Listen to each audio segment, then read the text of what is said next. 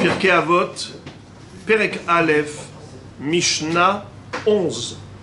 Premier chapitre, Mishnah 11.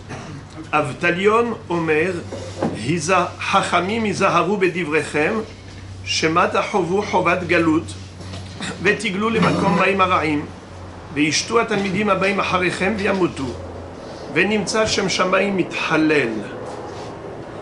Avtalion dit, je lis en bas l'explication de la Mishnah.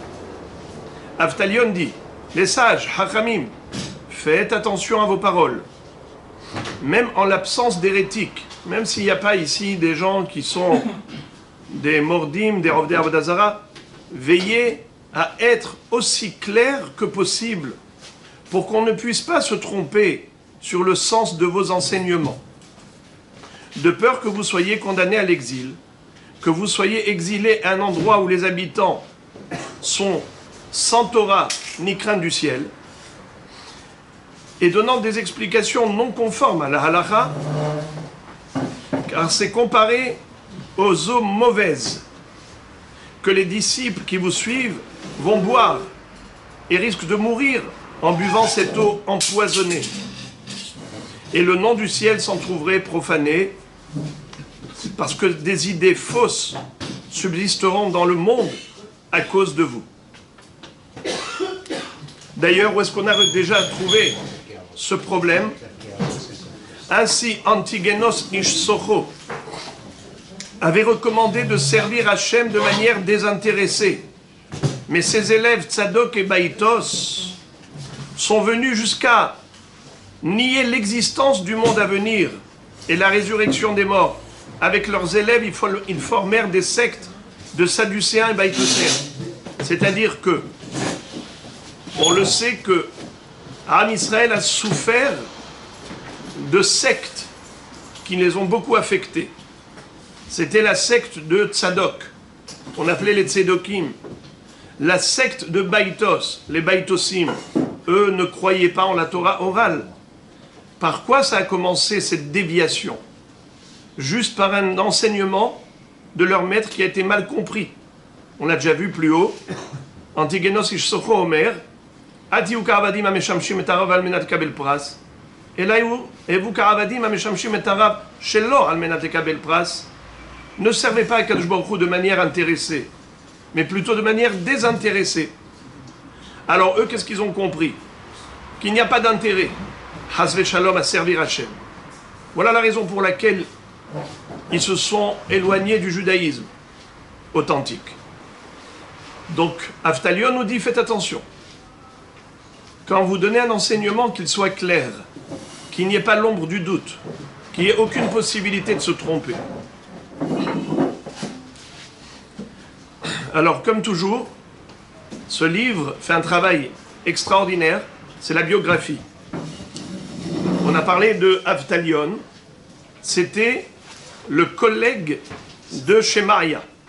Avec Shemaria, Avtalion forme le 4e groupe de 2 maîtres ayant dirigé le peuple après les hommes de la grande assemblée.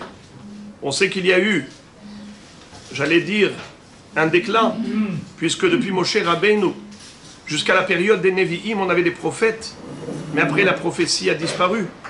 Ensuite, on avait les maîtres, les grands maîtres de la Torah. Parmi ces grands maîtres, on avait d'abord Anshe Knesset Agdola, mais à cette époque, il y avait encore des prophètes. Mais ensuite, on a eu Mishiare Knesset Agdola. Shimon HaTzadik était le dernier de Anshe Knesset Agdola, des sages de la grande assemblée, qui était constituée de 120 Chachamim, dont la majeure partie étaient des prophètes. Mais ensuite, on a les Zugot. Et on avait vu Yossi ben Yoézer et Yossi ben Yohanan. Ensuite, on avait Nitai Ha'arbeli et Yoshua ben Perahia. Après, on avait Yehuda ben Tabai et Shimon ben Shattah. Après, Shemaïa et Avtalion. Et ensuite, Hillel et Shammai. Alors maintenant, voilà le 4e groupe. Avtalion et Shemaïa forment le 4e groupe de 2 maîtres, ayant dirigé le peuple après les hommes de la grande assemblée. Disciple de Yehuda ben Tabai et Shimon ben Shattah, il est le maître de Hillel et Shammai. D'après la Gemara Gittin, page 57, Shemaya et Avtalion étaient des Guérim, ou bien fils de Guérim, descendants de Sancheriv. C'est extraordinaire. On avait vu la dernière fois une histoire terrible avec le Kohen Gadol, le grand prêtre, à l'époque du deuxième Beth Amikdash, puisque eux étaient contemporains du deuxième Beth Amikdash. Quand, après Kippour, le peuple accompagnait le Kohen Gadol chez lui, ils ont aperçu Shemaya et Avtalion.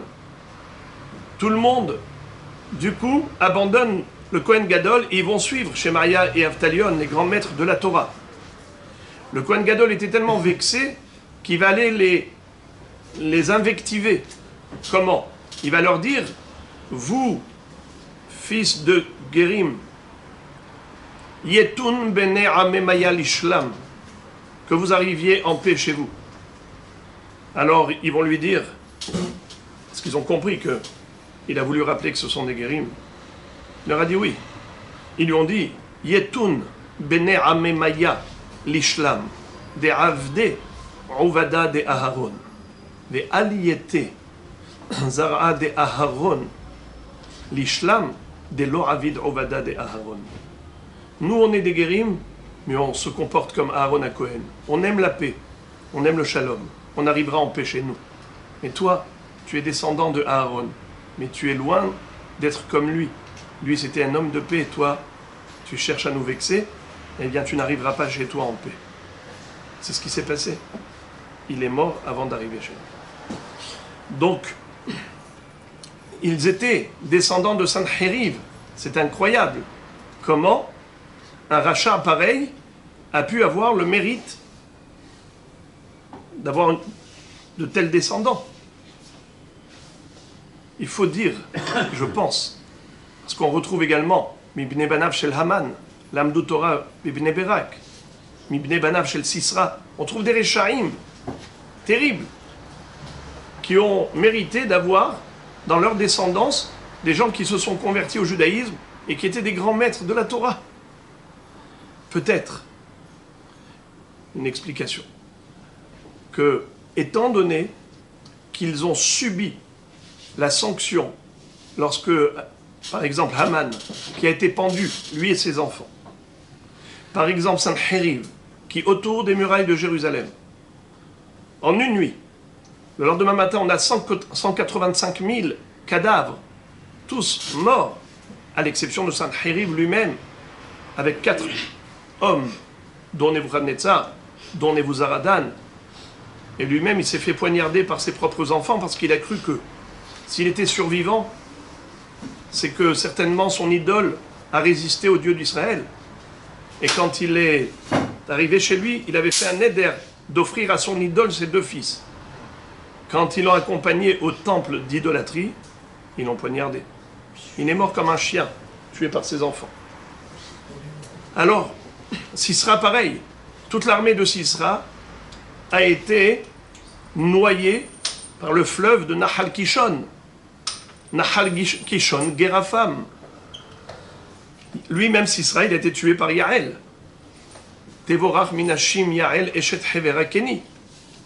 Elle a pris le pieu de la tente, elle lui a enfoncé dans la tempe. Mahatsarakato. Yada la yated tishlachna. On peut dire peut-être qu'étant donné que le nom d'Akadosh Baruch Hu a été sanctifié, comment? Justement, en voyant comment le mal a disparu de par lui-même. Haman nous a débarrassés de Haman. C'est lui qui est venu le soir, la nuit, pour demander à Hachvérosh de pendre Mordechai. Eh bien, lui-même, il s'est mis dans cette situation, il s'est mis dans le piège. Sancheriv, autour des murailles d'Yerushalayim, Sisra, tous ceux-là, ils ont fait un Kiddush Hashem. Comment Kiddush Hashem? En voyant que Akadosh Baruch Hu protège les tzadikim, protège Ram Israël de leurs prédateurs. Et il envoie un coup de massue sur ces Rechaim. Le Kiddush Hashem provient par le Nes du Am Israël, dont a été gratifié Am Israël, et en même temps par la défaite des Rechaim. C'est ce qu'on dit dans le Mishnah Brura à propos de Hayavinish lebasome bepuria delayada ben Arur Haman et Baruch Mordechai. On doit se saouler à Purim jusqu'à confondre entre Baruch Mordechai et Arur Haman. C'est quoi ça? Arur Haman, c'est la défaite des Rechaim. Baruch Mordechai, c'est la réussite des tzadikim. Tu dois arriver le jour de Purim à un tel niveau de simcha que tu ne sais plus où donner de la tête. Ça veut dire remercier Akadosh Baruch Hu pour la réussite des tzadikim ou pour la défaite des Rechaim. La défaite des Rechaim ou la réussite des tzadikim. Parce que les deux choses sont extraordinaires. Et les deux conduisent au Kiddush Hashem. Vous vous rappelez de l'histoire d'Eliyahu Navi, quand il avait pris les deux bœufs. Il a dit aux Ovdei Avodah Zara, les Nevi et à Baal, vous êtes les prêtres du Baal. Vous êtes 450 prêtres du Baal. 400 prophètes pour le Baal. 850 hommes pour la Avodah Zara, Baal. Moi, je suis le seul qui est resté fidèle à Kadosh Baruch Hu. Vaïvater Anochi Levadi. Maintenant, venez, on va voir qui est-ce qui a raison. Qui est le vrai Dieu, vrai créateur du monde? On va tous les deux camps, construire un autel, un misbéach. Chacun va prendre un bœuf. Chacun va faire son sacrifice en préparant un bûcher. Et chacun va demander à celui qui considère être le Dieu créateur du monde d'envoyer un feu céleste pour consumer le sacrifice, l'holocauste. Qu'est-ce qu'ils ont fait ces Rechaim? Ils avaient préparé en dessous du Mizbeach un homme qui était là avec une torche, avec un trou dans l'autel. Ils ont dit, dès qu'on va dire « Haba'al anenu », tu mettras le feu. Mais Akadosh Baruch Hu n'a pas laissé faire. Il a envoyé un serpent, qu'il a piqué, il est mort. C'était Hiel Beta Eli. Il leur a dit, peut-être qu'il s'est endormi, votre Dieu. Eliyahu Navi se moque d'eux, peut-être qu'il est aux toilettes. Criez plus fort. Et jusqu'à Minha. À l'heure de Minha, Eliyahu Navi leur dit, venez, maintenant c'est mon tour. Et à ce moment-là, qu'est-ce qu'il a fait? Il a dit, vous allez voir que ce n'est pas un feu terrestre, le mien. Le mien, c'est un feu céleste. Alors mettez de l'eau. Car le feu terrestre, il s'éteint devant l'eau, mais pas le feu céleste. Il leur dit, mettez des seaux d'eau. Il a même fait creuser une tranchée tout autour du Mizbeach. Aneni, Hashem Aneni. Aneni, shetered esh min hashamayim. Aneni, shelo yomru ma'aseh kshafim uze. Et il y a eu ce Kiddush Hashem. Tout le monde va s'exclamer en disant, Hashem ou Elohim, Hashem ou Elohim. Eliyahu Navi, à ce moment-là, quand il avait pris les deux bœufs, les deux taureaux, qui étaient des jumeaux, il en prend un pour le sacrifier, il le suit. Les Nevi et Baal prennent le deuxième pour le sacrifier, il ne veut pas y aller. Il tire, il ne veut pas y aller. Il tire, il n'arrive pas. Il ne bouge pas.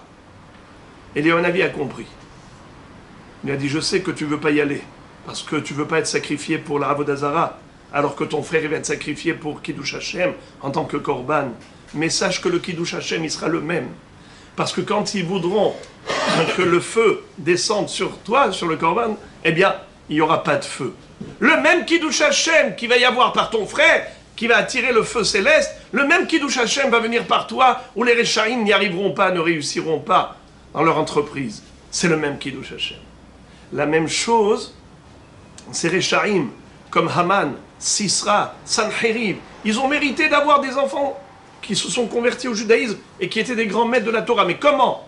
Parce qu'ils ont été à l'origine d'un Kiddush Hashem. Le même Kiddush Hashem qui ressort du Nes, du sauvetage miraculeux d'Israël, il y a également le même Kiddush Hashem lorsque les Rechaim prennent pour leur compte ce qu'ils méritent. Voilà comment on peut comprendre que Shemaïa et Avtalion étaient descendants de Sanherib. On termine. Selon une explication apportée par le Rav Ovadia de Bartanora, Avtalion est appelé ainsi parce qu'en qualité de président du tribunal rabbinique, il est comme un père pour les petits orphelins. Av Talion, Talia, en araméen ça veut dire un bébé, un enfant. Il était comme un père pour les petits orphelins. Puisqu'il était Avbeddin, il prenait leur défense. D'après le Midrash Shmuel, Avtalion appelle les sages à appliquer les règles prescrites aux autres pour ne pas être comparés aux beaux-parleurs qui ne suivent pas leur propre enseignement. Ça veut dire, Hachamim izaharu bedivrechem. Vous-même, respectez ce que vous dites. Selon une troisième explication citée par Me'am Loez, Avtalion exhorte les juges à ne pas divulguer les secrets. Cette transgression est comparable à un meurtre, à un culte idolâtre. Deux fautes capitales qui engendrent l'exil, comme le laisse entendre la suite de la Mishnah. C'est-à-dire, Hachamim izaharu bedivrechem. Il y a le secret professionnel, quelqu'un qui vous fait des confidences. Vous ne devez pas le divulguer. Au Bichlal, de manière générale, ce qui se passe dans le Beddin, ça doit rester secret. Enfin, d'après le Hida, alors il dit ici, les initiales Hida, c'est Rabbi Haïm